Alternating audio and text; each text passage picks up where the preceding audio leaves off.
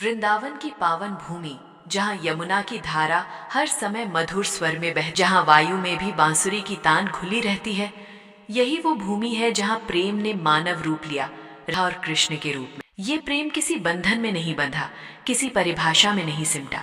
ये आत्मा और परमात्मा का मिलन था। कृष्ण नंद बाबा के आंगन में जन्मे। बालपन से ही उनके रूप, उनकी मुस्कान और उनकी शरारतों में एक दिव्यता झलकती थी।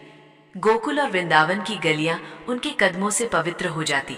पर जैसे ही कृष्ण ने बांसुरी उठाई, मानो सारा संसार थम गया। उस बांसुरी की धुन केवल कानों से नहीं, आत्मा से सुनी जाती थी। राधा वृषभ भानु नंदिनी वृंदावन की शान थी। उनका सौंदर्य केवल रूप में नहीं, बल्कि उनके हृदय की पवित्रता में था।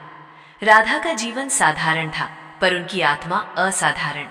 जब पहली बार राधा ने कृष्ण की बांसुरी सुनी, तो उनके हृदय में कुछ जाग उठा, एक ऐसा भाव जिसे शब्दों में बांधना असंभव था। राधा और कृष्ण की पहली भेंट कोई साधारण घटना नहीं थी। यमुना तट पर कदम्ब के वृक्ष के नीचे जब कृष्ण ने मुस्कुराते हुए राधा की ओर देखा, उस क्षण समय रुक गया। न कोई वचन, न कोई वादा, फिर भी सब कुछ कह दिया गया। आंखों की भाषा ने हृदय का रहस्य खोल दिया। उनका प्रेम सांसारिक प्रेम नहीं था। वो अधिकार नहीं मांगता था, बल्कि समर्पण सिखाता था। राधा ने कभी कृष्ण को बांधना नहीं चाहा, और कृष्ण ने कभी राधा से दूर जाने की इच्छा नहीं की। फिर भी नियति ने उन्हें अलग अलग मार्ग दिए। रासलीला के समय जब कृष्ण अनेक गोपियों के साथ नृत्य करते थे, तब भी कृष्ण के हृदय के केंद्र में केवल राधा थी। राधा का प्रेम ईर्ष्या से परे था। उन्होंने समझ लिया था कि कृष्ण सबके हैं, पर आत्मा से जुड़े केवल एक के। राधा का प्रेम त्याग का प्रतीक था। उन्होंने कृष्ण से कभी कुछ नहीं मांगा, न साथ, न नाम, न अधिकार। उनका प्रेम निस्वार्थ था। वे जानती थी कि कृष्ण का मार्ग केवल वृंदावन तक सीमित नहीं है, उन्हें संसार को दिशा देनी है। जब कृष्ण को मथुरा जाना पड़ा, वो विरह की सबसे कठिन घड़ी थी।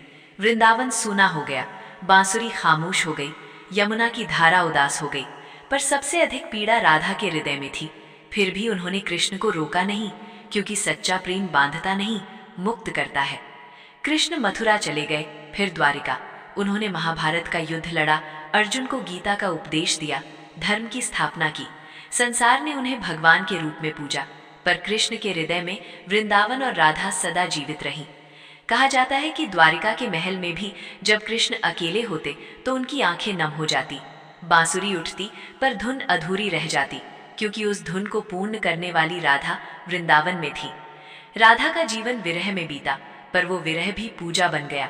उन्होंने कृष्ण को हर श्वास में बसाया। उनके लिए कृष्ण दूर नहीं थे, वे हर कण में थे।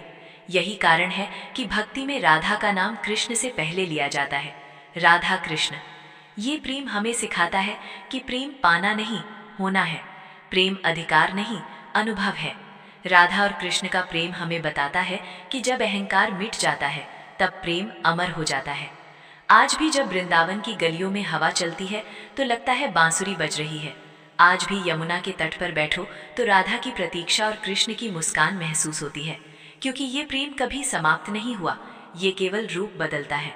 राधा आत्मा है, कृष्ण परमात्मा। जब आत्मा पूर्ण समर्पण करती है, तब परमात्मा स्वयं प्रकट हो जाते हैं। यही राधा कृष्ण का प्रेम है, अनंत, पवित्र और अमर।